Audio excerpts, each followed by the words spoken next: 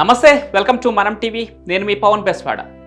ఇడ్లీ మన తెలుగు వాళ్ళంతా ఎంతో ఇష్టంగా తినే ఆరోగ్యకరమైన ఆహారం. రోజు మన బ్రేక్ఫాస్ట్ మెనూలో తప్పనిసరిగా ఇడ్లీ ఉండాల్సిందే. మరి దోశ, పెసరట్లు, పూరి, ఉప్మా ఇలా ఎన్ని టిఫిన్స్ ఉన్నా తెల్లగా మృదువుగా ఉండే ఇడ్లీకి ఏవి సాటి రావు. అందుకే ఇడ్లీని టిఫిన్లలో మకుటం లేని మహారాజు అంటారు. అలాంటి ఇడ్లీ పుట్టింది భారతదేశంలో కాదు, భారతదేశానికి బయట నుంచి వచ్చిందంటే నమ్మగలరా? మరి ఇడ్లీ ఎక్కడ పుట్టింది, భారతదేశానికి ఎలా వచ్చిందో ఈ వీడియోలో తెలుసుకుందాం. దోశ, ఆపం, వడ, బజ్జీ ఇలాంటి టిఫిన్ల గురించి తమిళ సాహిత్యంలో ఉంది.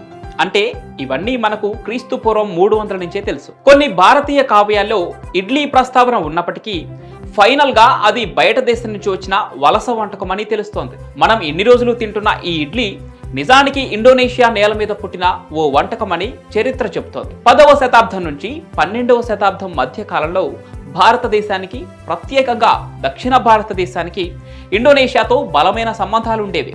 ముఖ్యంగా శైలేంద్ర వంశం, మతరాం రాజ్యం వంటి బలమైన హిందూ రాజ్యాలు ఇండోనేషియాలో ఉండేవి. అక్కడి రాజకుటుంబాల్లో, ఆలయాల్లో పనిచేసే బ్రాహ్మణులు, పండితులు భారతదేశం నుంచి అక్కడికి తరచూ వెళ్ళేవారు. ఆ సమయంలోనే కెడ్లీ అనే అక్కడి ఓ ప్రత్యేక వంటకం మన బ్రాహ్మణుల దృష్టికి వచ్చింది. ఇది కూడా ఆవిరితో చేసే ఆహారం, పైగా పిండితో తయారయ్యే వంటకం.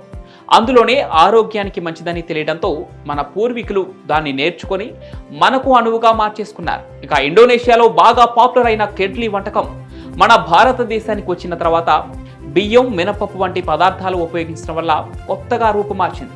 ఆ వంటకమే ఇప్పుడు ఇడ్లీ అయ్యింది. ప్రస్తుతానికి ఈ ఇడ్లీలలో చాలా మార్పులే వచ్చేసాయి. ఎన్టీఆర్ ఇడ్లీ, కాంచీపురం ఇడ్లీ, సాంబార్ ఇడ్లీ లాంటివి చాలా ఫేమస్ అయ్యాయి.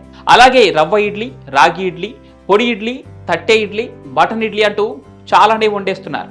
ఇక ఈ మధ్య కాలంలో మరో కొత్త రకం ఇడ్లీ వెలుగులోకి వచ్చింది. చార్కోల్ ఇడ్లీ అని పిలిచే నల్లటి ఇడ్లీలు వండుతున్నారు. దీనిపై సోషల్ మీడియాలో తెగ విమర్శలు కూడా వస్తున్నాయి.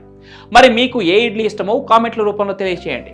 ఇలాంటి వీడియోల కోసం మనం టీవీని సబ్స్క్రైబ్ చేసుకోండి.